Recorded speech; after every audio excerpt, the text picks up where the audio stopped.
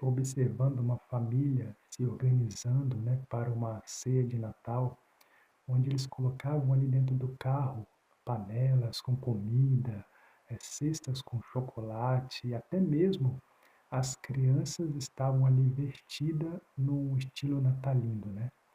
E aí eu me perguntei, será que de fato nós estamos lembrando do verdadeiro sentido que é o Natal?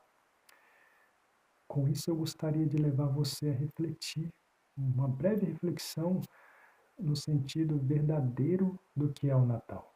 E eu queria ler com você um texto que está lá em Lucas 2, versículo 1, que diz assim, ó: Naqueles dias foi publicado um decreto de César Augusto, convocando toda a população do império para recensear-se. E aqui eu chamo a sua atenção para algumas palavras nesse texto. Primeiramente, o texto menciona César Augusto, mas na verdade esse César Augusto seria o imperador Otávio, que muitos acreditam que era o sobrinho ou o neto de Júlio César Augusto, que morreu no ano por volta do ano 44 antes de Cristo. E Otávio tomou para si esse título de ser César Augusto, né? E a Bíblia menciona que esse César Augusto, que já sabemos que é o imperador Otávio, fez um decreto. E esse decreto tinha alguns propósitos, mais ou menos três propósitos. O primeiro dele era um propósito de se alistar no exército romano, o segundo era registrar as propriedades, e o terceiro tinha um propósito tributário. E com isso ele obrigou todas as pessoas do império a voltar para suas terras de origem e participar desse recenseamento. E isso fez com que José, né, José voltasse para Nazaré. Nazaré de Belém ali, que ficava a cerca de 8 quilômetros de Jerusalém. Mas eu quero chamar aqui a sua atenção para um ponto muito importante. Quando nós lemos Miqueias, capítulo 5, verso 2, Miqueias, que foi escrito por volta de 739 a.C., ele já tinha profetizado que o Messias nasceria em Belém. Mas quando nós lemos Lucas 2, nós percebemos que José foi para Belém por causa do decreto emitido por César Augusto. Não foi as profecias que motivou José de ir para Belém. E a pergunta que nós fazemos é: será que José tinha perdido de vista as profecias relacionadas ao Messias? Bem, nós devemos entender que não era fácil compreender o que estava acontecendo com eles. Porque imagine você ser pai sem ser pai, sua esposa estiver grávida sem você ter tido nenhuma relação com ela. E ainda por cima, a criança seria um filho de Deus, o Messias prometido. Não seria fácil para ninguém. Seria até confuso para todos nós compreender tudo isso, né? Mas eu gosto muito de uma citação do livro Desejar de Todas as Nações, que eu descrevo aqui com as minhas palavras, né?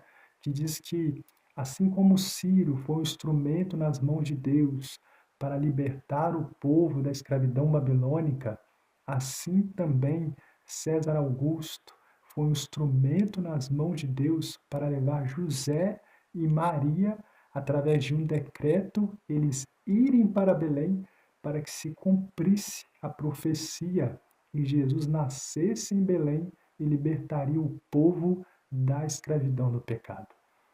Sabe, queridos, Deus estava na condução do plano da redenção.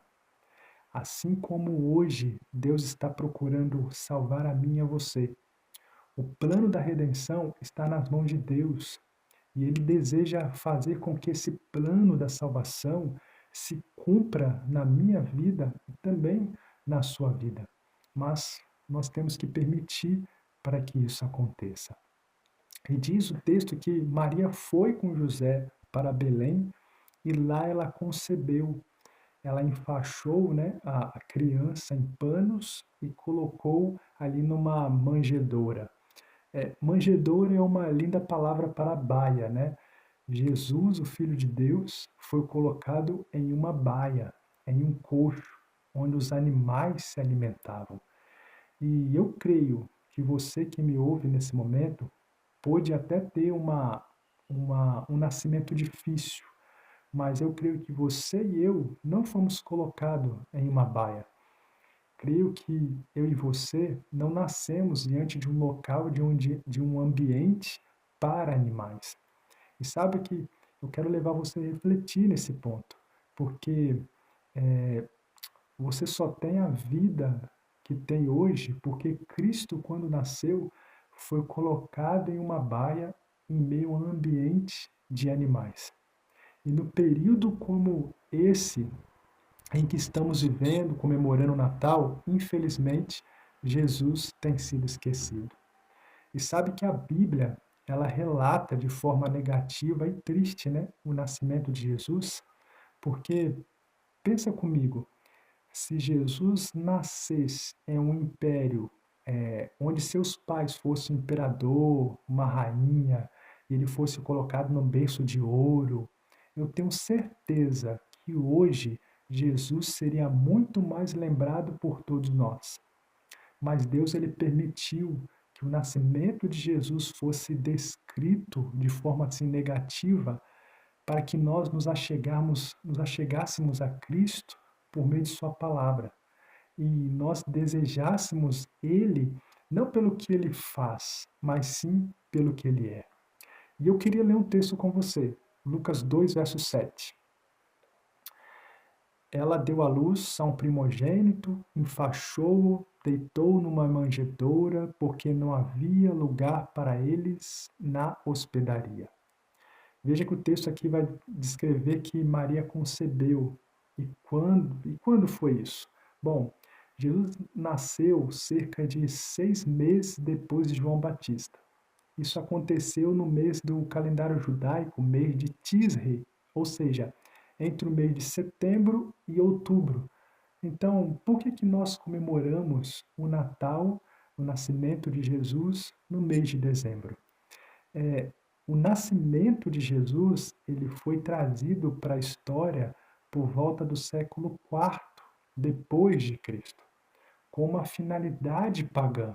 Então, a data do dia 25 de dezembro é uma data pagã, mas então nós não podemos comemorar o Natal nessa data por ser uma data pagã. Entenda que esse não é um bom argumento para não comemorar o Natal. Porque se você comemora o seu aniversário, essa também é uma comemoração que surgiu do paganismo.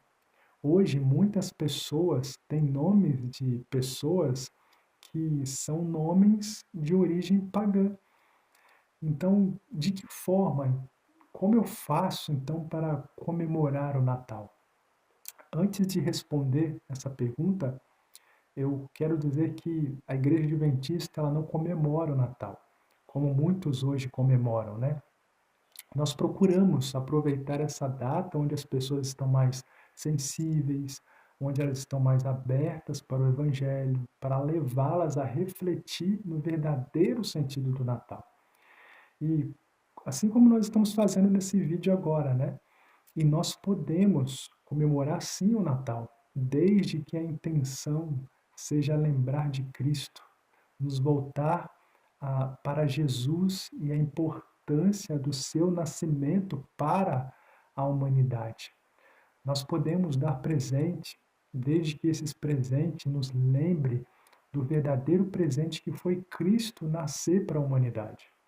Só que infelizmente hoje, grande parte dos presentes não tem levado com essa intenção.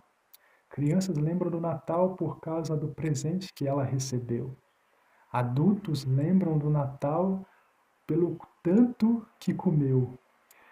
Mas quando nós vamos para a Bíblia, na Bíblia nos mostra como nós devemos verdadeiramente comemorar o Natal. E eu desejo junto com você ler um texto que vai mostrar como que nós podemos comemorar o Natal. Lucas 2, versículo 11, que diz: é que hoje vos nasceu na cidade de Davi o Salvador, que é Cristo, o Senhor. Perceba as palavras do anjo que apareceu para os pastores, anunciando o nascimento de Jesus. Primeiro o anjo disse que nasceu o Salvador. Então, Jesus é o nosso Salvador pessoal, aquele que nos trouxe esperança de vida, aquele que nos estendeu a sua graça imerecida a todos nós, aquele que nos libertou da condenação do pecado, aquele que providenciou um caminho seguro para que nós possamos andar, aquele que intercede por mim e por você nesse momento lá no céu, aquele que prometeu voltar e nos levar com ele para as mansões celestiais. Quando nós entendemos isso, quando nós o aceitamos como nosso Salvador pessoal, quando nós clamamos pelo seu nome, nós de fato estamos comemorando o verdadeiro sentido do que é o Natal. Esse é o primeiro ponto. O segundo ponto ali diz o anjo que nasceu Jesus e que ele é o Cristo, né? E o interessante é que essa palavra traduzida do hebraico significa o Messias, ou seja, um ungido, um rei. Lá no Antigo Testamento, Davi foi ungido Messias, ou seja, ele foi ungido o rei de Israel. E aqui Jesus é o Cristo, o rei do universo, a qual o livro do Apocalipse, no capítulo 19, vai descrever Jesus voltando como um rei montado em um cavalo branco. Jesus, ele é rei, o soberano dos reis da terra, aquele que tem a primazia, aquele que é o primeiro, o último, ele é o alfa, o ômega. E quando nós aceitamos Jesus como rei em nossa vida, quando ele tem a primazia, quando ele tem o primeiro lugar em nossos planos, quando nós honramos com a nossa fidelidade, nós estamos comemorando o verdadeiro sentido do que é o Natal. E por último, eu queria aqui chamar sua atenção que o anjo também diz que nasceria Jesus, o Senhor. Ou seja, Jesus é o Salvador, Rei e também é o Senhor. Em Apocalipse 3:21 diz que Jesus está à porta, batendo para que nós deixemos ele entrar. E eu tenho certeza que você já deixou Jesus entrar em sua casa, já deixou Jesus entrar em seu coração, você o aceitou como seu Salvador, ele entrou em seu lar, ele assumiu o lugar como rei, ele está sentado na cabeceira ali da sua mesa, mas talvez Jesus está em sua casa como apenas uma visita, aquele que tem que pedir para tomar água, aquele que tem que pedir para ir no banheiro. E sabe por quê? Porque Jesus ainda não foi aceito como o Senhor da sua casa. Jesus não deseja apenas ser o nosso Salvador, ser apenas o nosso Rei. Jesus deseja ser o nosso Senhor e conduzir a nossa vida. E de que forma eu posso ter a certeza de que Jesus é o meu Senhor? E eu queria ler esse texto com você, que está em João 14, verso 15, que diz assim, ó: Se amais, guardareis os meus mandamentos. Veja que a melhor forma de saber se Cristo nasceu de fato em nossa vida é refletir de que como você tem sido obediente a Ele. Porque o texto diz que nós lemos, né? Se amamos a Cristo, nós guardamos os seus mandamentos. Se Jesus tem sido tudo isso em sua vida, você entendeu o verdadeiro sentido do Natal. E que nesse fim de ano, Jesus seja por completo o seu Salvador, o seu Rei e o seu Senhor. E que o nascimento dele gere em nós um renascimento para uma novidade de vida todos os dias enquanto aqui nós vivemos. Então, por isso, Eu deixo aqui um verdadeiro feliz e abençoado Natal para você e também para sua família.